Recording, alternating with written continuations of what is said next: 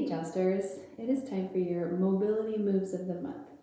Ryan told me we're going to be focusing a lot more on running now that it's getting nice outside. So these next few movements that I'm going to show you are going to help stretch out your shins and your calves, which tend to get a lot of extra work when we're running and we're not used to it.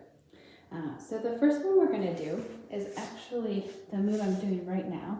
Start with your feet together and bring your toes as close as you can, and then just lean back. And this is going to stretch through the balls of the feet, and if you can do it barefoot, you'll get an even better stretch.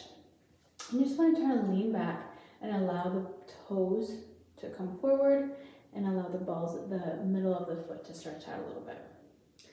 And then you're going to flatten out those feet, still keeping those feet mostly together, and allow the floor to lengthen the top of your foot as you sit back down on it. And if that's not enough of a stretch for the top of your foot, it's just a gentle stretch. Then you can lean back and allow that a little bit more weight into the front. That stretch is going to be for the front of the foot, and it's going to go right into that shin as well. Our next move will be one where we want to plant that foot on the floor. And you can do a double stretch here. You can stretch out your hip flexor while you're here. But you want to plant your foot, focus on keeping that heel down, and then you're going to slowly bring that knee as far forward as you can while keeping your heel down. So you're going to feel that stretch all through the soleus, which is underneath your calf muscle.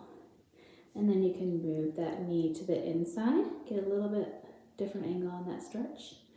And you can move that knee to the outside, all the while keeping that heel down. You can also move that foot back and forward. And as you lean back, keep your toes down, and that'll stretch the shin area. So lots of good angles that you can hit with this particular stretch. The next one that you're going to want to do is take a roller. If you don't have one, you should get one. You can get them at all sorts of stores. Go ahead and set that right around here. So that's just above your ankle. I'm just going to rest that there. You're going to point your toe and flex, and point and flex. And after you point and flex, turn the toes out to the side, and then turn them in. It's just going to change the angle of where you're hitting that roller. And then you can move it up to your calf a little bit and do the same thing. Point and flex. Point to the right. Point to the left. Roll your foot around in a circle and other direction. Of course, you want to do both.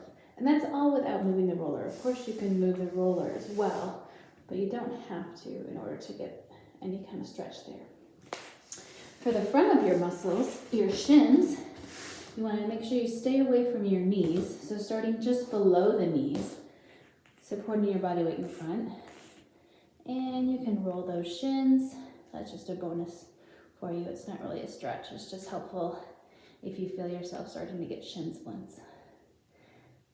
And then the last one that I'm going to talk about today is our yogi squat, which of course we know is good for our hips, but if we can keep our heels down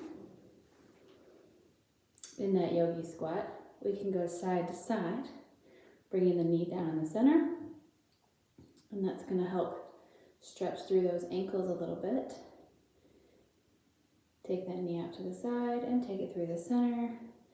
That's going to help stretch the back of those legs a little bit if you have tight ankles.